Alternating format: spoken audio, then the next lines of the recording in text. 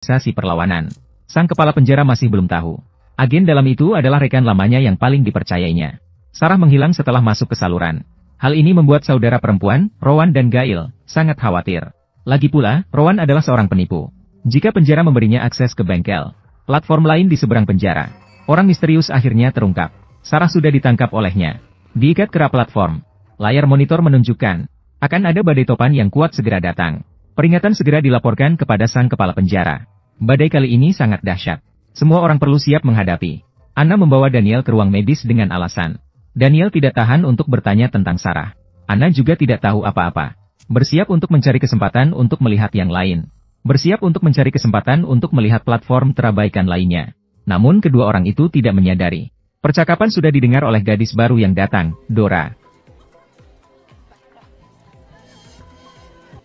Di perjalanan menuju ruang medis, keduanya dilihat oleh Kapten. Kapten gagal menyatakan perasaannya. Kemudian mereka menemukan Anna selalu bersama Daniel. Langsung merasa sangat kesal. Sengaja mendekat dan menantang. Kemudian mencari alasan. Menendang saingan ini. Anna hanya bisa menatap dari samping. Pihak atas juga mengetahui berita tentang badai. Toshiba. Helikopter sudah diatur. Datang untuk mengambil tim peringatan dini dan manajemen. Para narapidana dibiarkan. Biarkan mereka bertahan sendiri. Hal ini membuat sang kepala penjara sangat menentang. Dia masih sangat khawatir akan keselamatan para narapidana. Mengatakan bahwa jika narapidana tidak pergi, dia juga tidak akan pergi. Anna meninggalkan Daniel di rumah sakit. Dia sendiri kemudian pergi ke ruang mesin. Memanjat ke saluran yang menuju ke platform seberang. Kali ini dia membawa senjata serbu. Untuk mengantisipasi kejadian tak terduga pada Salat. Pada saat itu, lift tiba-tiba beroperasi. Hal ini membuat Anna terkejut. Setelah pintu lift terbuka, ditemukan hanya ponsel dari Rulan untuk Anna di dalamnya. Dan sebuah catatan. Sarah membawa instruksi dari pria misterius itu. Anna diminta untuk menyiapkan beberapa obat sesuai daftar di kertas. Dalam waktu 24 jam di atas lift, Sarah belum memberi kabar. Rulan, saudara kembarnya yang menggantikan dia di penjara, tidak mengerti sama sekali tentang perbaikan mekanis. Agar tidak terlihat kelemahan, dia meminta Daniel mengangkat kompresor. Maaf.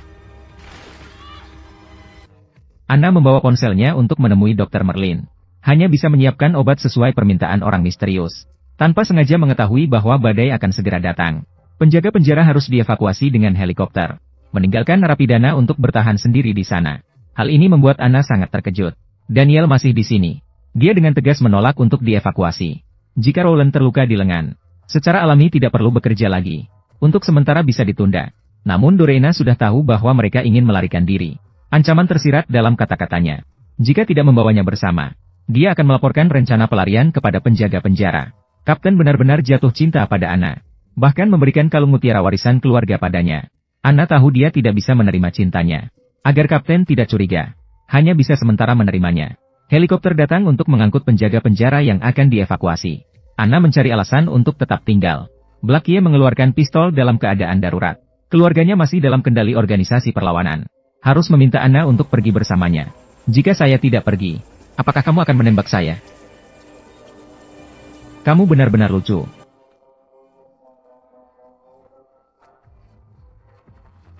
Blackie terpaksa tinggal di sana. Bukan hanya Anna. Sang kepala penjara juga bersama beberapa staf inti tinggal di penjara. Namun suara permintaan pertolongan terdengar dari radio. Badai topan terlalu dahsyat.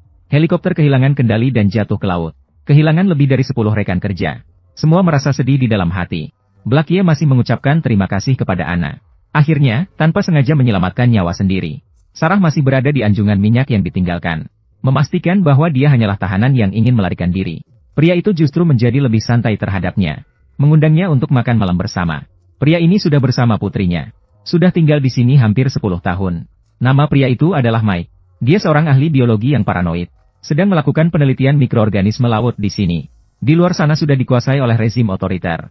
Dia tidak ingin kembali ke dunia di daratan. Penjara pulau terpencil di tengah laut. Sebuah badai topan telah datang. Kepala penjara mengumpulkan semua petugas penjara. Dan staf berkumpul bersama. Membawa tahanan berkumpul di sudut terkuat penjara. Semua orang menunggu di sini sampai badai berakhir. Sarah dan Mike serta putrinya juga siap menghadapinya. Namun topan menyebabkan alam sirkuit penjara berbunyi. Personil harus beralih secara manual. Memanggil untuk memahami sirkuit di lapangan. Anna dengan sukarela membawanya ke bengkel. Setelah sirkuit beralih dengan baik, mereka mendapat waktu bersama yang langka. Meskipun badai di luar, mereka masih berada di sel Daniel. Terjadi tepuk tangan meriah. Saya hanya bisa membantu dengan memberikan kode. Topan akhirnya berlalu. Penjara sudah dalam keadaan kacau. Sarah merawat putri Mike dengan baik. Namun membuat Mike kehilangan kewaspadaannya terhadapnya. Kapten merasa sangat tersiksa. Karena dia memasang kamera pengawas di kamar Daniel. Melihat rekaman menemukan perilaku tepuk tangan mereka. Kapten datang ke kamar Anna. Dengan wajah muram membangunkannya. Lalu membawa Anna ke sudut ruangan. Daniel sudah diikat dan dipukulinya di sini. Dia belum tahu bahwa mereka adalah suami istri. Hanya merasa wanita yang dicintainya diculik. Hal ini membuatnya sulit diterima. Dia merendahkan musuhnya, Daniel, dengan keras. Anna tidak punya pilihan. Hanya bisa diam-diam melihat semuanya. Sarah menemukan kapal pesiar tua. Mike menderita sakit parah setelah lama berada di laut. Dia setuju untuk membantu memperbaiki kapal bersama. Namun berharap Sarah bisa membawa putrinya pergi. Setelah ketahuan bersama Daniel, Anna dengan tegas menolak cinta Kapten. Hal ini membuat Kapten semakin tidak puas. Dia mulai meragukan mengapa Anna sejak awal begitu peduli dengan Daniel di penjara. Sarah melalui perbaikan. Meskipun tua, semua fungsi kapal pesiar berjalan normal. Hanya kurang satu komponen untuk memulihkan operasional. Dia bersiap kembali ke penjara mencari komponen. Anna kebetulan membawa Yolanda ke terowongan bawah tanah. Siap pergi ke platform seberang mencari Sarah. Sarah bertemu mereka langsung. Dia menjelaskan situasi di sisi lain secara singkat. Sekarang tidak ada waktu untuk bercerita lama. Sarah dan Yolanda bertukar identitas kembali. Siap kembali ke penjara mencari komponen kapal pesiar. Sarah pura-pura memperbaiki peralatan dapur dan masuk ke dapur belakang. Geli dan Lauhei berpura-pura bertengkar. Menarik perhatian penjaga penjara. Saat penjaga penjara memisahkan mereka, Sarah membuka kotak perawatan perangkat. Dia menemukan komponen yang diperlukan untuk memperbaiki kapal pesiar. Apa yang sedang kamu lakukan? Tidak apa-apa. Dia lambat dalam bekerja dengan tangannya. Kepala penjara meninggalkan penjara pulau terpencil. Menuju markas untuk melaporkan kerusakan akibat badai.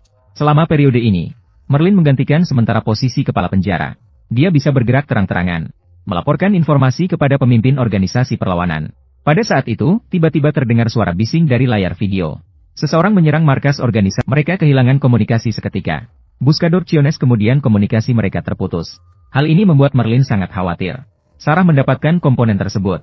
Anna segera bergabung dengannya. Masuk ke terowongan bawah tanah. Kali ini mereka membawa bahan bakar pengganti bensin. Mereka segera akan melarikan diri.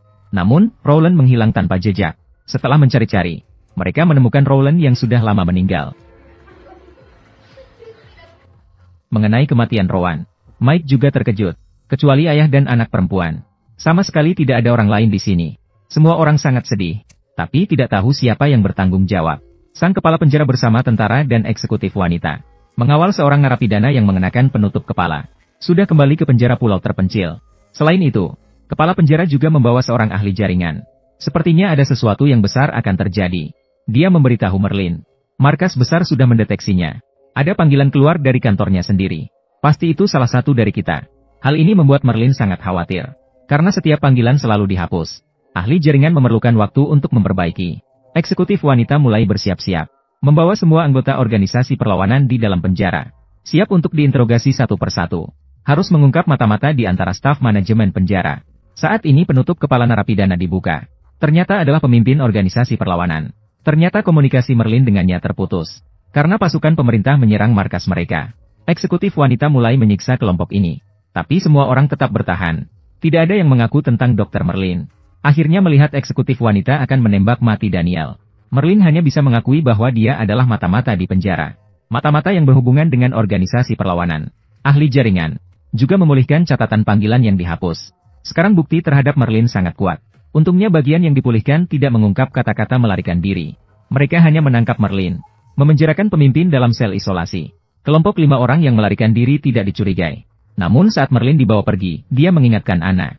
Pemimpin pernah mengatakan bahwa jika perlu, Daniel dan Anna bisa dihilangkan. Hal ini membuat kedua orang itu sangat tidak mengerti. Setialah pada diri sendiri. Tidak mengerti mengapa bisa diabaikan. Akhirnya Sarah berhasil memperbaiki kapal pesiar. Namun masalah baru muncul. Kapal pesiar ini hanya boleh membawa 5 orang. Meskipun Mike dengan jelas menyatakan tidak ingin pergi. Jumlah semua orang melebihi 9 orang. Menghadapi situasi mendadak seperti ini, Anna juga tidak punya solusi yang baik. Kapten memanggil Anna. Meskipun ditolak, dia masih terus memikirkan Anna. Kali ini dia memberinya sebuah buku. Lalu dia berkata dengan penuh makna. Ketika kamu menemukan harta karun dalam buku, kita akan bersatu. Kalimat ini membuat Anna sulit untuk memahaminya. Pemimpin dibebaskan dari sel isolasi. Robbie sangat marah. Ingin membela Daniel. Merasa dirinya dan teman-temannya hanya menjadi pion dalam organisasi perlawanan.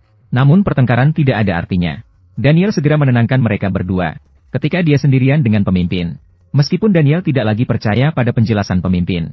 Namun dia masih setuju untuk menyelamatkannya. Robbie tetap tidak percaya pada pemimpin. Sudah melewatkan waktu kembali ke sel. Robbie meletakkan barang terlarang di tempat tidur kepala. Kepala disusun dan dipenjarakan lagi di sel isolasi. Setelah waktu yang dihabiskan bersama, Daniel percaya bahwa organisasi perlawanan tidak bisa lepas dari kepala. Kedua belah pihak berpisah karena perbedaan pendapat. Sarah kembali ke platform seberang. Memberikan makanan dan obat kepada ayah dan anak.